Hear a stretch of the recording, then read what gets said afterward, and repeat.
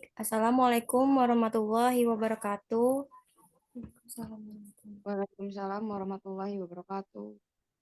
Alhamdulillahirabbil alamin wa bihi nasta'inu ala umurid dunyaddin wa salatu wassalam ala asrofil anbiya'i wal mursalin wa ala alihi wa sahbihi ajma'in amma ba'du. Di sini saya sebagai moderator dan juga ada presentator lainnya. Baik, yang selanjutnya kita akan melanjutkan materi yang keenam yaitu hadis ditinjau dari kualitas sanad dan matan. Materi pertama akan dibacakan oleh presentator pertama yaitu Lija.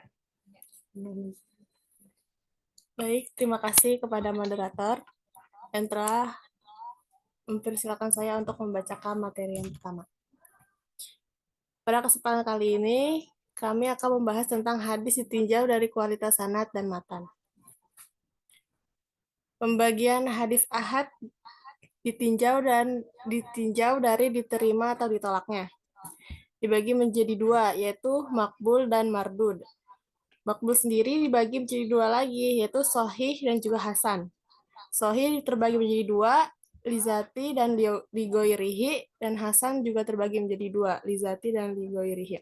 Sedangkan mardud menjadi satu, yaitu doif. Hadis sahih, definisi hadis sahih.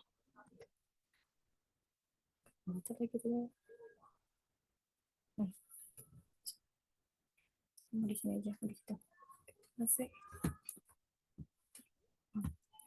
Definisi hadis sahih. Huwa mattasola sanaduhu binaqolil adlit dobe don kamilau wa khala minasyudzudzi wal illati. Hadis yang sanadnya bersambung sampai kepada Nabi SAW melalui rawi-rawi dengan karakteristik moral yang baik, adil, dan kapasitas intelektual yang mumpuni, dobit, tanpa ada kejanggalan, syadz, dan cacat atau ilat.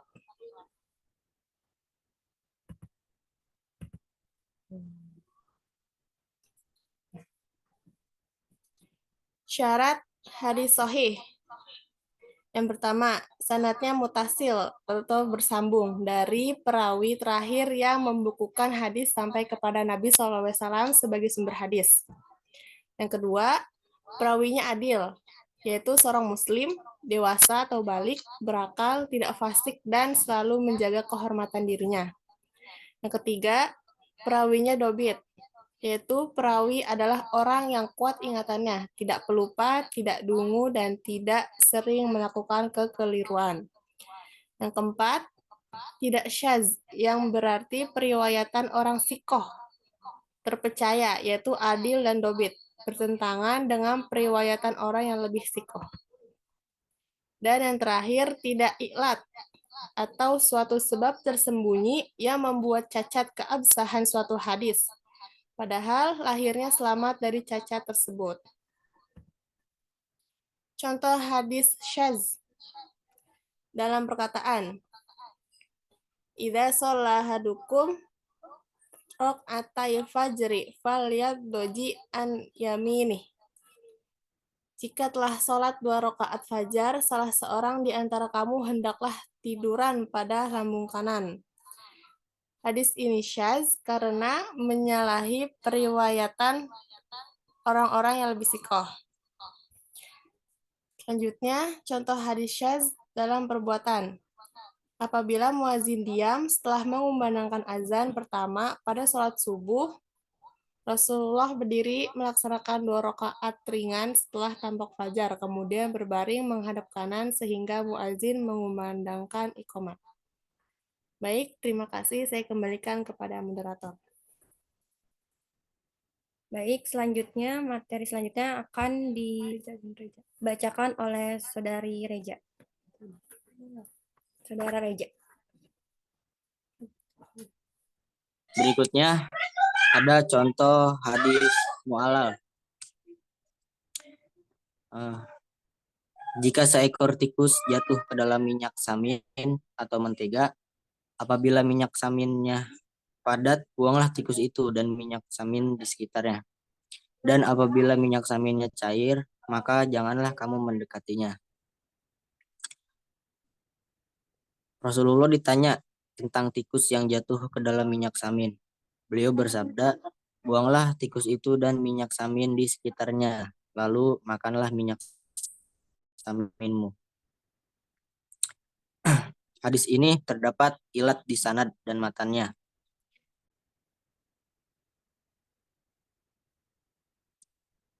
Kemudian ada Sahih Lidzati. Sahih Lidzati adalah hadis yang memenuhi 5 syarat hadis sahih. Dan Sahih Lighairi adalah hadis yang mana sifat dhobit perawinya kurang sempurna, namun ada periwayatan dari jalur lain yang sama atau lebih kuat sehingga derajatnya naik dari Hasan Lidzati.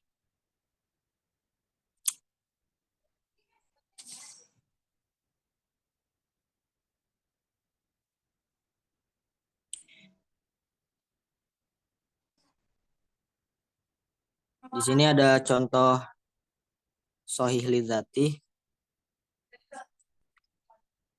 Innamal a'malu binniyati wa innamal likulli imri'in ma nawa.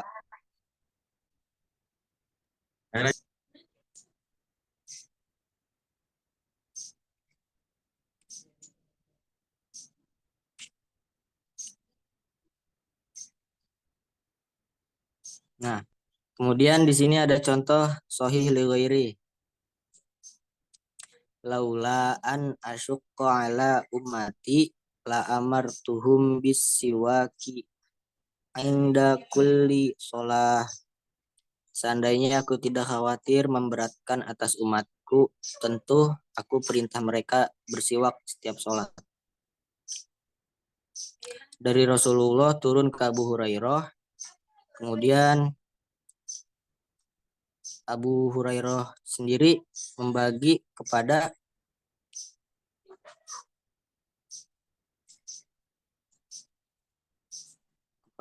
dua sahabat lainnya. Seperti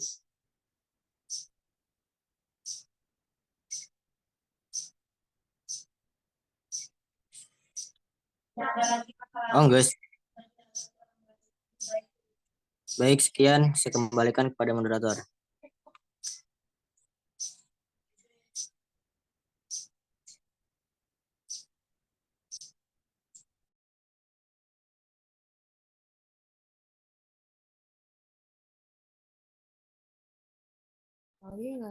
Baik, terima kasih kepada Saudara Reja yang sudah memaparkan materi. Selanjutnya akan dibacakan oleh Zulkifli. Baik, terima kasih kepada moderator. Hadis Hasan. Definisi hadis Hasan adalah huwa matasala sanaduhu binaqlil adli dhabiti dhabatan akhafu min dhabiti as-sahihi wa salima min syududzi wa ilatin qadihah.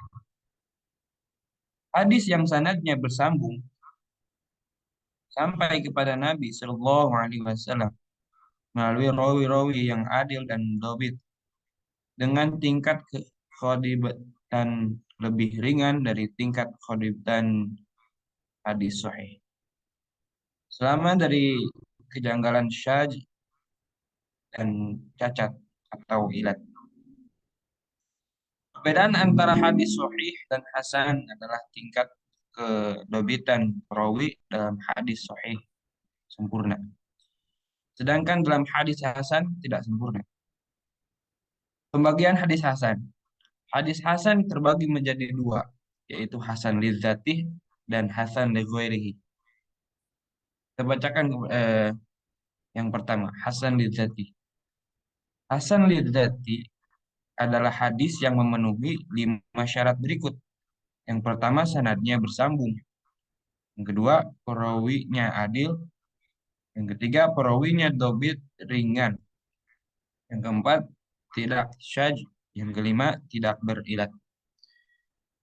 Terus Yang selanjutnya adalah Hasan li ghairi. Hasan li ghairi adalah hadis dhaif jika diriwayatkan melalui jalan sanad lain yang sama atau lebih kuat. Nah, sekarang ada contoh Hasan li dzati.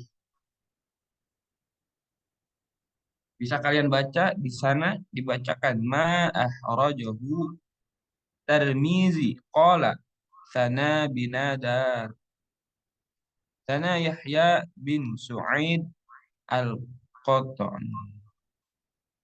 sana Bahzan bin Hakim qala hadatsani abi an jadi qala qultu ya Rasulullah man abaru qala ummuka qultu summa man qulta qala ummuka qultu summa man qala ummuka qultu summa man qala summa abaka summal aqraba fa'al aqrab.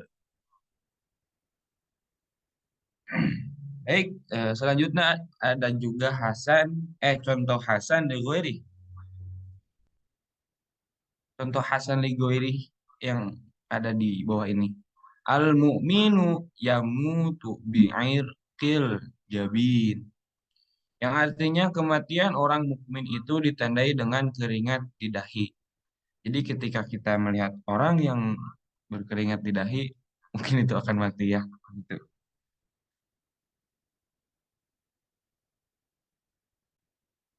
Kitab-kitab sahih atau kitab-kitab dari hadis sahih. Yang pertama Sahih Al-Bukhari, yang kedua Sahih Muslim, ketiga Sahih Ibnu Khuzaimah, keempat Sahih Ibnu Hibban, yang kelima Mustadrak Hakim, enam Sahih Ibnu Sakan, yang ketujuh Sahih Al-Albani. Yang selanjutnya adalah kitab-kitab hadis hasan. Yang pertama Sunan Abu Daud, yang kedua Sunan At-Tirmizi, ketiga Sunan An-Nasai, yang keempat Sunan Ibnu Majah, yang kelima Sunan Daruqutni. Mungkin cukup sekian yang saya bacakan, saya kembalikan kepada moderator. Sekian, Assalamualaikum warahmatullahi wabarakatuh.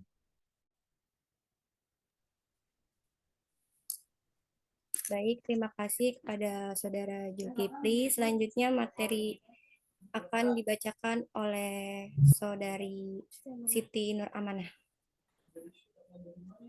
Baik, terima kasih kepada moderator karena telah mengizinkan saya membahas materi yang selanjutnya.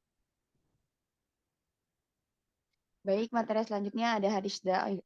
Ada hadis dhaif. Definisi hadis dhaif.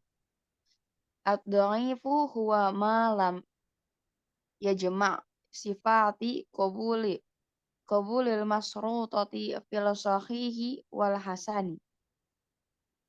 Yang artinya hadis yang tidak menghimpun sifat-sifat hadis makbul dan hadis makbul yang menjadi syarat dalam hadis sahih dan hadis hasan. Macam-macam hadis dhaif. Ada sebab pengguguran sanad dan sebab cacat para perawi. Sebab pengguguran sanad.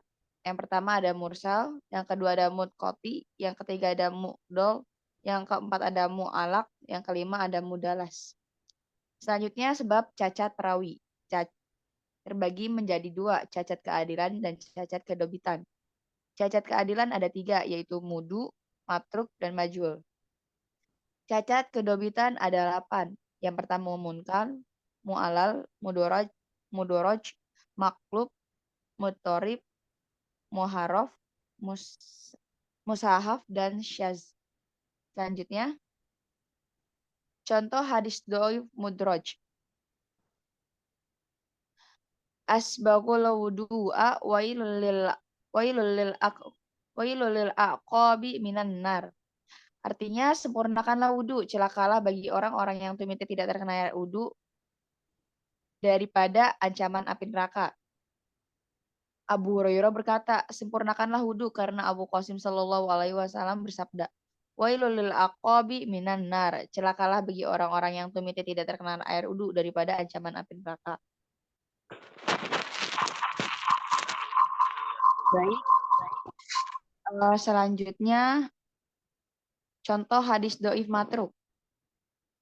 Alaikum bistina'il ma'rufi fa innahu yamna'u masari as-su'i wa alaikum bisadaqati sirri fa innaha tutfi'u adaballahi azza wa jalla. Yang artinya wajib atas kamu berbuat yang ma'ruf, sesungguhnya ia mencegah kejahatan, dan wajib atas kamu sedekah sir sembunyi-sembunyi, sesungguhnya ia memadamkan kemarahan Allah azza wa jalla. Selanjutnya ada hukum mengamalkan hadis doif.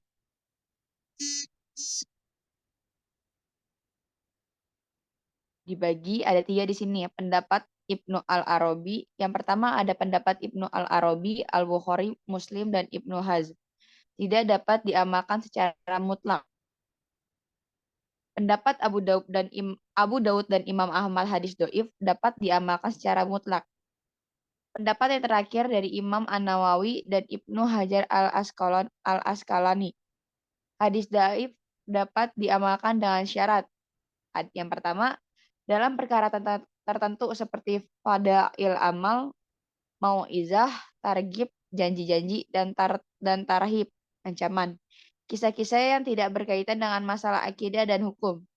Yang kedua, daifnya tidak terlalu parah seperti hadis matruk dan maudhu. Yang ketiga, terdapat kesesuaian antara hadis dhaif dengan ayat Al-Quran atau hadis yang telah diamalkan. Tidak meyakini 100% hadis dhaif itu berasal dari Nabi Shallallahu Alaihi Wasallam. Yang terakhir, kitab-kitab hadis dhaif. Ada 6. Yang pertama, Al-Ilal wa Ma'rifah Arijal, karya Imam Ahmad bin Hanbal. Yang kedua ada Taqrib Al-Manhaj bin Tartib Al-Mudraj, karya Ibnu Hajar Al-Asqalani. Yang ketiga Al-Marasil, karya Abu Daud. Yang keempat At-Tabyin Lo Asma Al-Mudallisin, karya Al-Khatib Al-Baghdadi. Yang kelima At-Tasif, karya Ad-Daruqutni, dan lain-lain. Baik, terima kasih. Saya kembalikan kepada host. Baik, terima kasih kepada saudari Amana.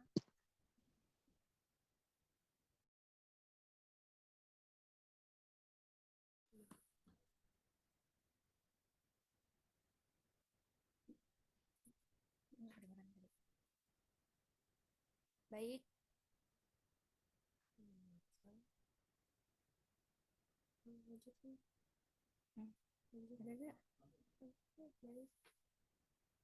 Baik, terima kasih kepada saudari Siti Nur Amanah. Selanjutnya ada sesi tanya jawab. Apakah ada yang ingin bertanya?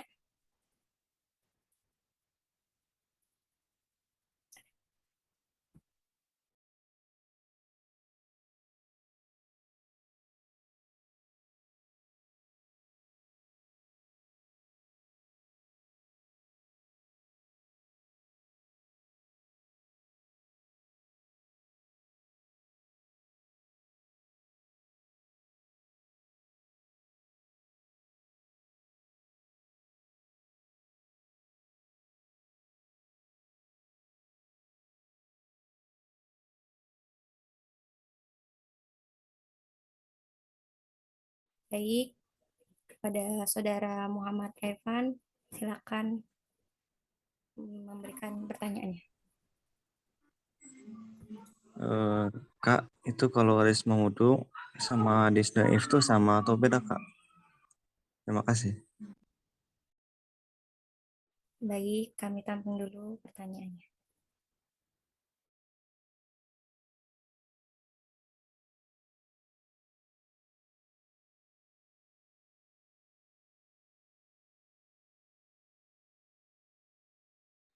Baik, saya akan menjawab dari saudara Muhammad Evan, yaitu hadis doif pada dasarnya tetap dinisbatkan kepada Nabi Muhammad SAW, berbeda dengan hadis maudhu yang merupakan kebohongan yang diada-adakan atas nama Nabi Muhammad SAW. Apakah sudah cukup? Baik Kak, terima kasih cukup. Baik, sama-sama. Apakah tidak ada yang mau menanya?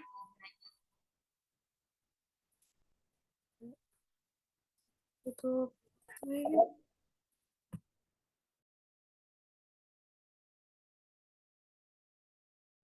Baik, jika tidak ada yang ingin bertanya lagi, kita tutup dengan membaca hamdalah dan kafaratul majlis. Alhamdulillahirrabbilalamin. Subhanakallahumma wa bihamdika asyhadu an la ilaha illa anta astaghfiruka wa atubu ilaihi. Assalamualaikum warahmatullahi wabarakatuh. Waalaikumsalam. Waalaikumsalam warahmatullahi wabarakatuh. Waalaikumsalam warahmatullahi wabarakatuh.